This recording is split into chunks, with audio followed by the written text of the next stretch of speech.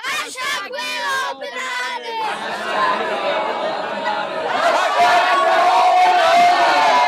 The hashtag We're All Bananas campaign aimed to combat stigma and raise awareness of mental health issues. We would love for you to share the best piece of advice you've ever received, much like this, and nominate someone else to do the same in order to drive our campaign forward. We just really hoped that this would get people involved if there was a visual, because obviously they see someone with a message on a banana and it's oh, what's that person doing? So yeah, we just hoped that would really catch on, and it did. People left all different types of messages, so encouraging messages. One of the messages was to look at the bigger picture. Another one was don't believe everything that you think, and be bananas. We worked with a resident filmmaker, Laura Degnan. She's the best filmmaker in the world.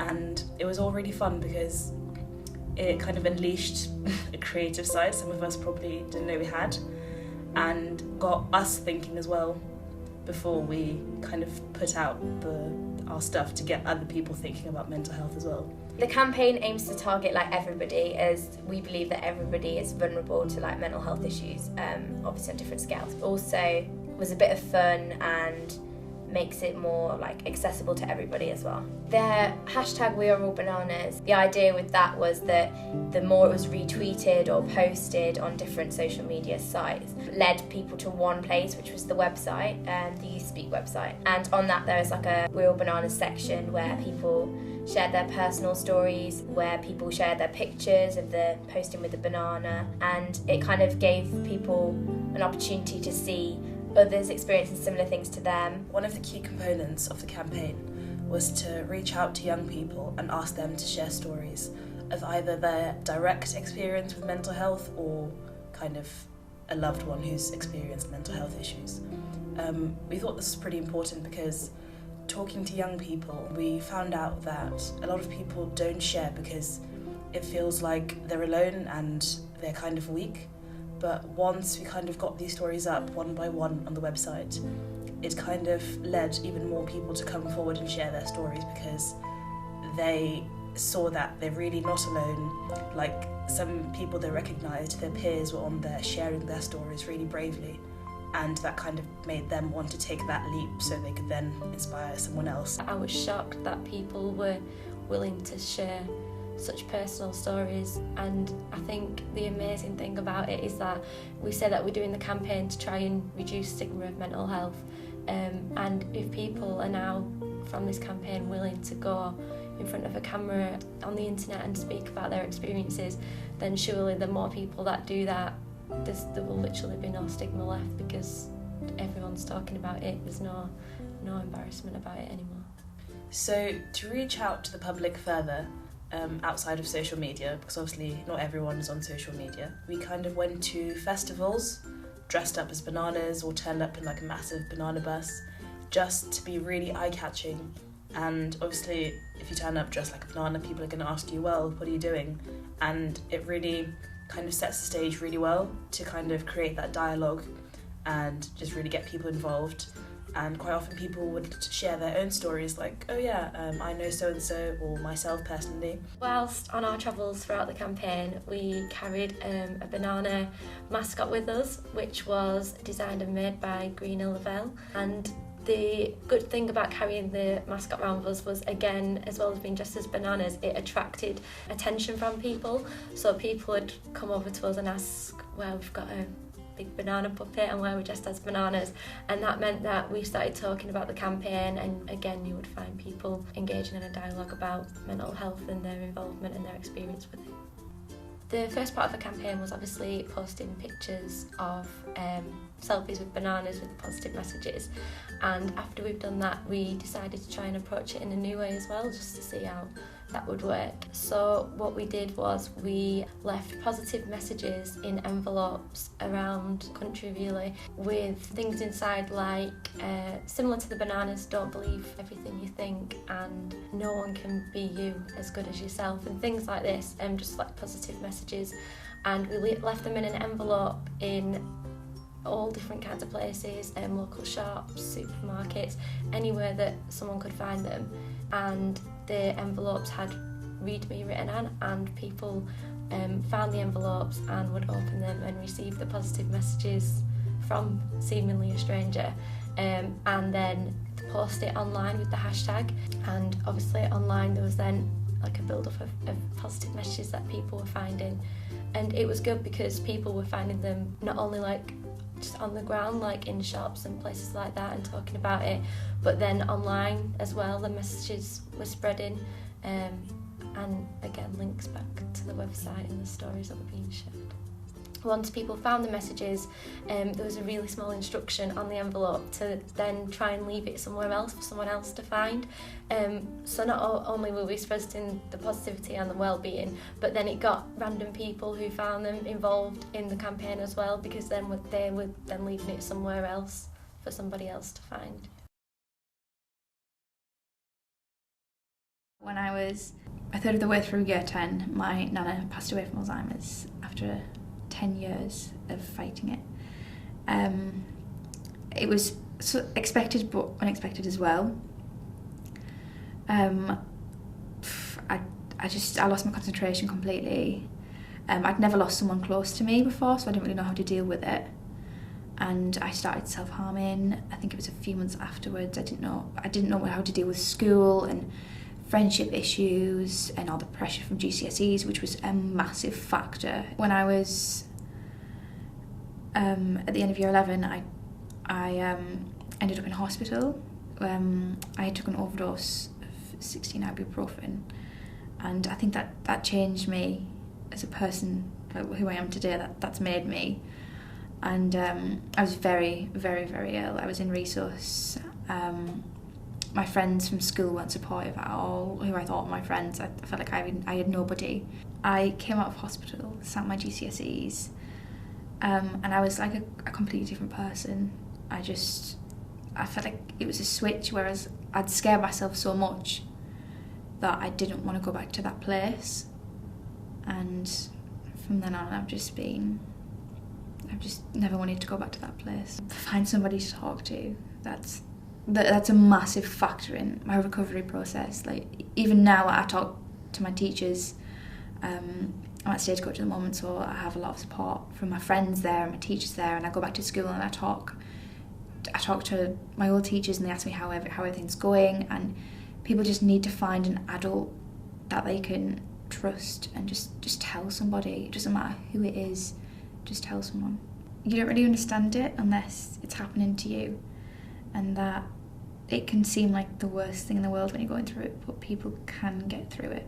And I never thought in a million years I'd be sitting here today, and here I am. When I was growing up, I was a bright lad, and I got meningitis. I'd lost the will. I just lost like my reading and writing ability, and the kids used, and that's when the bullying started. I had this thing where I didn't believe in myself. I got to that point where I just didn't want to be here anymore. Like, that's how it gets you, like, to a point where they're judging you for being different and judging you to being not their ideal of perfect person. I kind of knew I had mental health. I had bipolar. Like, I always knew, like, I kind of knew I had something like that my whole entire life. I always felt, because there must be a reason why I feel the way I do all the time. Like, there'll be days where there'll be days where I'm like really happy and really hyper and all over the place, and then there's other times I'm just like dead. I'm just like a zombie. It's just hard sometimes. You see things that nobody else sees, and you look at and you hear things that nobody else hears, and nobody can kind of understand that but you. There was this teacher who was my art teacher, and he used to say how good I was and tell me, like, you can do this, you just gotta believe in yourself and believe in who you can be. I kind of latched onto it after that. Like, that was my thing I needed to do in my life. And I found out, like, that I love art. When you're looking at a painting or a sculpture or an installation, looking at it, you're in that perfect moment. I want to teach everyone that just because you've got mental health, that you can actually do something with your life. You just gotta keep on plodding on and just like keep doing what you love the most. Don't be scared. Like, you shouldn't be scared. Like, or you shouldn't be confused about it. Just know, like, it is a part of your life. It is a thing that's there. And there's times where it is scary. You feel worthless. What you need to realise is you will have them days where you have good days. I think you just got to have that kind of like stubbornness towards life. You've got to kind of not give up, no matter how hard it gets. You can't give up, because there's things that are worth fighting for. There's always something worth fighting for. I was starting to have these really horrible intrusive thoughts, and the problem was I was just ending up feeling very guilty about them. And so this, it was quite a sudden onset that when I was kind of 11, 12, that I was getting these really, really strong intrusive thoughts, particularly about my family, and particularly about I was having lots of worries about them getting ill as a result of me doing something wrong, and I was having concerns about myself being ill, about something that I'd done wrong. And so I was having these really, really strong thoughts, and the way I was having to deal with them was by carrying out certain behaviours, which we call compulsions, and or known as compulsions. And these, for me at the time, very much were related to hand washing, which is quite a common compulsion. But I was, in order to deal with the intrusive thought, I was having to wash my hands repeatedly. And another compulsion I had to do was basically reassurance seeking. I was having to get up in the night and tell my parents all these terrible things that I'd apparently done when I was little, and because I was just feeling so guilty about having these thoughts about calling people names in my head, and worrying, having thoughts about my parents getting killed. And it was horrible. It was so horrible. But I didn't know what else I could do at the time. Because I made my OCD and my compulsions so obvious, my parents quickly realised that something was wrong, and that I was, very unhappy. I wasn't sleeping because I was getting up so often, writing down all my intrusive thoughts so I could tell my parents in the morning if I didn't have a chance to tell them in the evening. And once this became quite apparent, my parents took me to the GP. I was very reluctant to do that because I was, very embarrassed about, all these thoughts I was having. But in the end, I did go, and I was assessed by a psychiatrist and, diagnosed with OCD, I think when I was 12 years old. And since then, I've undergone therapy. Commonly for OCD is something called cognitive behaviour therapy, or CBT, and I've undertaken CBT since I've been about 12 years old. I mean, it was more of I had it quite a lot of CBT when I was kind of for about 2 years after my diagnosis, and it seemed that the OCD had kind of gone into remission for a bit. But once I started my A-levels, it kind of came out again. I think the stress of A-levels brought on the anxiety again, and I've now since gone back for more cognitive behaviour therapy, and seemingly managing quite well. I was just so happy that my parents, persuaded me and, almost dragged me to the doctors in the end, because it just gave me so much support and so much understanding and empathy that I so desperately needed at the time. And it gave me my life back, so much, once I'd spoken to somebody. So I think it's all about, courage, willpower, and speaking to anybody, who is going to listen and is going to point you in the right direction, because at the end of the day, that's going to give you the best possible chance of going back to living happily, and will give you the best quality of life again. I was diagnosed with autism at the age of 3, and I've been going through that now for a lot. I've been going through trouble for a few years now. From the start, I used to be quite violent, and I was angry a lot of the time. So I was pulled out of my nursery and put to a specialist one in Tudor, which I can't remember going to. I was only told this by my mum. But as I grown older, the autism kind of got out of control for a few years, and I got bullied most of the time. But the people who were bullying me just bullied me because of how I look, but not because they knew I had these disabilities or something. They knew they were getting a reaction out of me. So when I started secondary school, I did make it clear I have autism and I can kick off, which had been seen.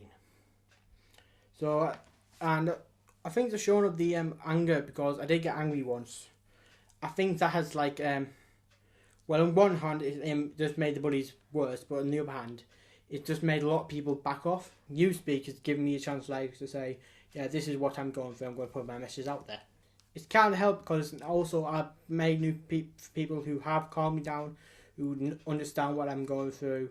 So that has calmed me down and helped me massively. But if you don't tell people, it'll boil up inside you. So, go to groups sessions that support mental health. So basically, you understand it more. You understand what you've got. You understand what other people are going through. Plus, it will give you more knowledge of your condition. Plus, you get to make new friends.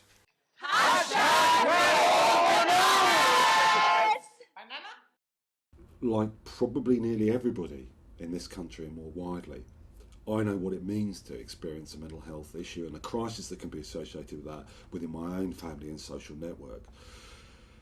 That was really hard, and there are a couple of things that I'd reflect on right now about it. One is, it kind of never goes away. You're always living either in the shadow of or the repercussions of those experiences. And those from day to day can be good, bad, or indifferent. So there are moments at which, looking back on the experiences that are in my family, that sometimes we still feel a bit overshadowed and overawed by the things we went through together. And there are other times at which they provide us with things we look back on that make us laugh because they seem a bit silly. Now we've got them in proportion and perspective, but also have provided us with a kind of resource actually to face some of the challenges we have going forward. And in some ways, we've had to learn to live with the fact that you can dislike some things about yourself and each other when you're in those difficult times. But as a consequence, it also, the other side of the coin, makes you think about how deep and profound your love for each other can be and why it matters so much to be able to care and be there for each other. There's a way of not being alone in all of this, and one of the ways of not being alone is feeling the courage and the confidence to reach out to services, professionals and support groups and networks, and know that they won't judge you. Mental health is who we are. At the end of the day, the ways that we feel about ourselves inside our heads and our bodies, and the way that enables us to relate to and engage with and connect with the world around us, underpin everything. They underpin our sense of our confidence or lack of confidence, our capacity to act, all of those things. All of our creativity flows from and feels like it's experienced in there. And when your mind's in a muddle, or it's messed up, or it feels like you can't kind of get hold of that, almost nothing is reachable in the same way as it is as when you feel safe and secure again. So for me, I regard this as not just an issue in terms of health and well-being, but probably one of the most central and key things we should be focusing on. The best thing you can do in your life is make something of everything that happens to you. And some of the most wonderful people, successful, happy people I know, are people who have or continue to wrestle with some of those struggles that go on inside their minds. Nothing stays the same. None of us stay the same. Feeling distress is part of the human condition. All human beings have felt distress, but that doesn't last forever. It's about being persistent. It's about kind of keep on going in that direction. I have seen much change whilst working with young people. However, that change is always different, and sometimes it's very gradual. I think reaching out and taking that first step, scary though that is, can mean that things don't become entrenched. You, I guess in some ways, miss out on a lot less of your life than you would if you hang on. I do what I do because I believe in change, because I believe that if you can have one relationship with somebody who validates and affirms you for who you are, not who you're expected to be, not who you imagine you should be, then I think that empowers people in such a huge way. If somebody believes in you, if somebody can see all the positives of your strengths and affirm that and validate that, then you can believe that yourself, and you can live a creative and a satisfying life. We're all weird, we're all idiosyncratic, that's human. That is being human, and I think we're led to believe that none of that's normal, but it is. Before I talked about it, it was like this secret shame, this burden, like, oh, I feel so worthless and hopeless, and I can't believe that I feel like this, and I can't tell people I feel like this because they won't get it, they won't understand, oh, she's just moody, I should just shake this off, I should just be better, I should just be able to do all these things, why can't I do all these things? And you just beat yourself up until you realise that this is not normal, this is not okay, this is not how I want to live the rest of my life. It took, a life or death situation before I finally had access to some help and realised, my life can get better. I don't have to feel like this. Nobody would expect you to just continue, just plough through, just shake it off, to continue with your life. But if you're suffering with anxiety, you have depression, you have panic attack, people just expect you to just get up and plough through it because mental health and health are viewed as separate things. Whereas if you have mental health issues, they affect your actual health. Like even simple things as like just feelings like loneliness can cause so much problems with your body. Like it can kill you. We just need to see that health as a whole includes your mind, your body, and everything. Words have power. Sometimes saying something out loud can almost like lift the burden off you. You're saying things in your head all the time, you're thinking all these thoughts, and it's not enough it's not enough to keep them inside. It's like a weight on you. And I've had therapy for like years, all types of therapy like CBT, DBT, but it's not something people want to talk about. You're really, quiet and secretive about it because you don't want somebody to think, oh, right, she's crazy. But the thing is just that in life, people go through so many different, really complex things, especially young people growing up in this world, which is just, it's so hard. Even though we don't talk about how hard it is, it really, really is. So I try to always talk about it as much as I can to other people so they feel that, oh, well, if she can talk about it, then I can talk about it. Your mental health is yours.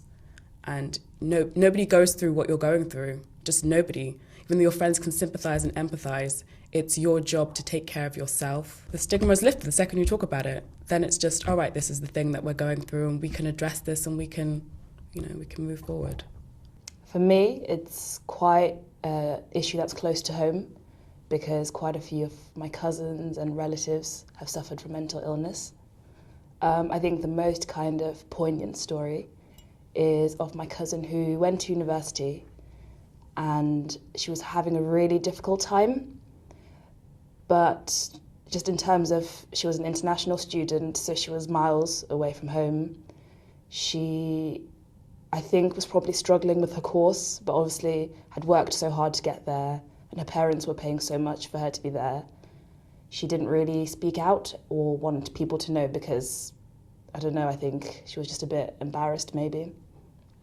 So that manifested itself in her kind of like, started off as like alcoholism and then moving on to drugs, and then the drugs were getting stronger and stronger. And then she'd go home over the holidays and my aunt would notice a change, but I think at first it was just kind of seen as rebellion. You're kind of far away from home, you have all this freedom you've never had before. And so I think no one really classed it as an illness as such. Until about probably the time she graduated, when somehow she still managed to do really well, but it had been a constant struggle for her. And I think it comes down maybe to kind of African culture, where mental illness, I mean, maybe more so now, but before, was not really regarded as a thing. There was either placed aside as, oh, you need prayer and Jesus, or you just need to get over yourself kind of thing. So I think the kind of severity of her state was not really appreciated, but not maliciously or intentionally, but that's just the way the culture is.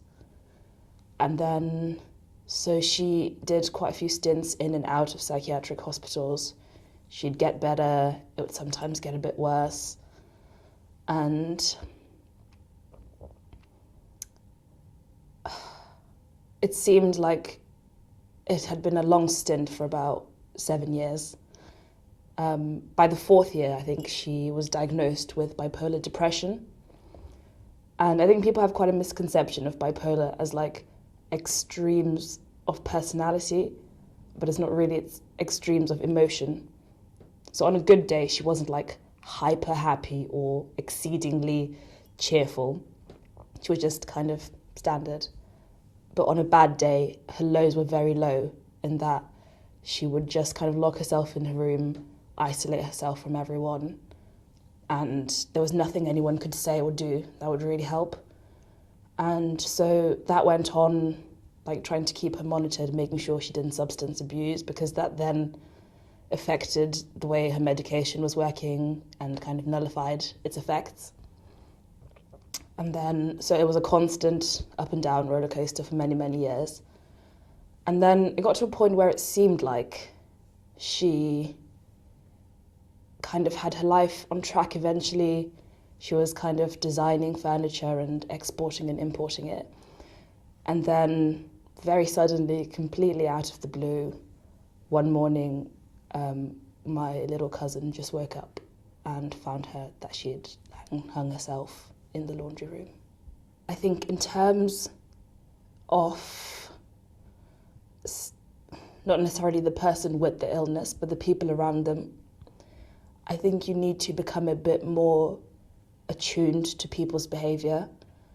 And if you see someone who's drinking a lot, smoking a lot, kind of try and, it's easier said than done, but try and kind of find out what the root is, because it's very easy. And to be fair, sometimes it is the case that people kind of get to this age where they're free from their parents and just experiment, which is fine if that's what they want to do. But I think for a lot of people, it's kind of a mask for a much deeper issue. And it's awkward and it's a bit messy, but I think you just need to dig and just make sure that there's not something deeper. It becomes a different kind of hard once you kind of share your story. You feel very trapped and you can't really like express what you're really going through. But once you tell someone, it's a sigh of relief. And although there is kind of the stigma that you may attract or people might act differently around you, but those negative feelings are like the kind of entrapment massively outweighs the worries that you need to have about sharing your story. And it is, I'm sure, very liberating, but I don't know how to convince people that. I didn't really know what was going on. Obviously that was quite frightening and scary, but then through the fact that I studied psychology at A-level and became really, really interested in it, I realised that we actually studied OCD as part of my A-level psychology course, and I realised that it was, you know, a recognised illness and that like there was help available for it out there. It did take me a while to want to get help, because I'd lived with it for so long up to that point that I almost felt as though I couldn't really live without it to a certain extent. And then being able to talk to my psychology teachers, who were just the most supportive people, I realised that I actually did want help. And that's when I initially asked if they could set me up with someone to go and talk to about it. But that was in the May, and it wasn't till the first week in October that I eventually started seeing someone.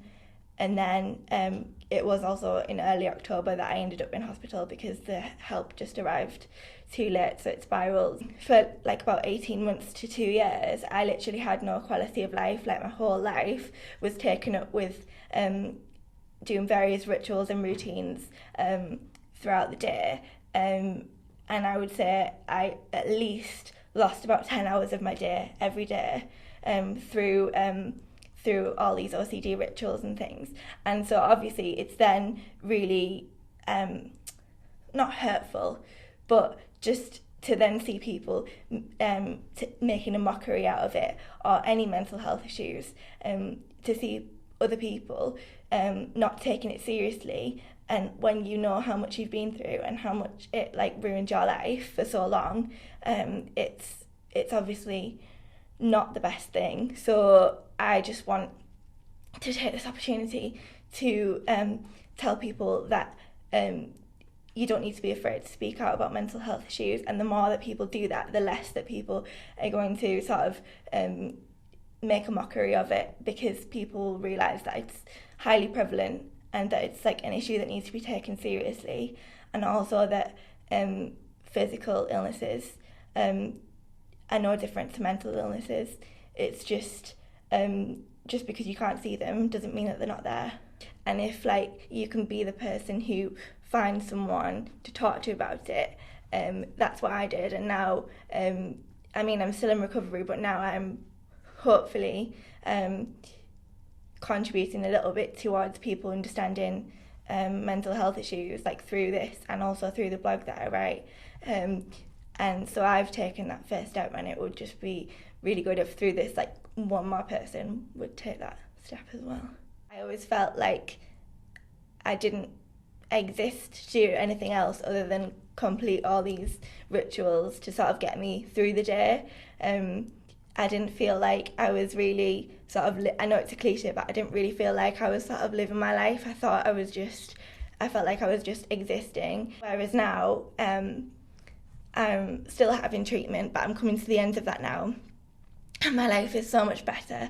I have so much more of my day, and I used to have more recently issues surrounding numbers that I had an aversion to. So numbers that I thought might be lucky and numbers that weren't so lucky, and that then led on to me having issues around time and watches and clocks. So I couldn't look at any clocks. I couldn't know what time it was, because if I was moving at a particular time, then I would have to compensate for that for hours afterwards by just sitting completely still for anything up to 4 hours to compensate for the time that I'd had to move at times that I didn't think were acceptable, if that makes sense. But now, it was my birthday recently, and Mum and Dad bought me a watch for my birthday, so I've got that on now and I wear it all the time, and I mean, obviously I use it at the time, but mainly I just love being able to look down and seeing that I've got a watch on my wrist, and like using that as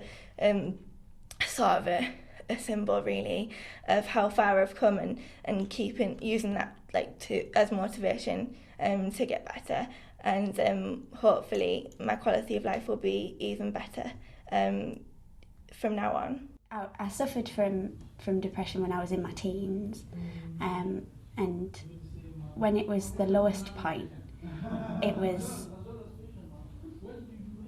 kind of sort of, I guess, silent stability in a way is what I needed. I didn't want to hear like, oh, you'll be all right, there's light at the end of the tunnel, and all the cliches, because when you're in it, it isn't. There's no silver lining to the cloud. I just needed good support, and I thank God that my mum was there for me, and my dad. But my mum got the brunt of it, and she was just like a rock. I know she's suffered from depression herself over many years, and so she just knew that I didn't need somebody to try and fix things, because things weren't broken. It was kind of like I was. And she was great, 'cause she just kept telling me, it's the same as if you had a broken arm, just we can't see it. It kind of manifested itself into like self-harming and things like that. I think at that point I'd only told one person about that, the self-harming situation, and that was just after a death in the family. And we're very British, stiff upper lip, nobody cried, even at the funeral. And for a 14-year-old, that was hard, dealing with hormones and school and friendship groups and all sorts. So it kind of, manifested itself in that way. And I told a friend and she told her mum, which was the right thing to do as a 14-year-old girl. And I would shake her hand now if I knew where she was. But at the time, I wanted to die because I was just like, this is the worst thing, because then not only had I hurt myself, which I could cope with, but I hurt my family when they found out. I was really worried that people would think I was more of a Fruit Loop or a freak than I already felt, because I already didn't feel great. But I was managing it. In not a very good way, granted. But then the work started and the scary part started when it was out in the open. Because then people kind of, I don't know whether they did look at me any differently, but it felt like they did. It felt like they knew all of my secrets and knew that I was a little bit loopy.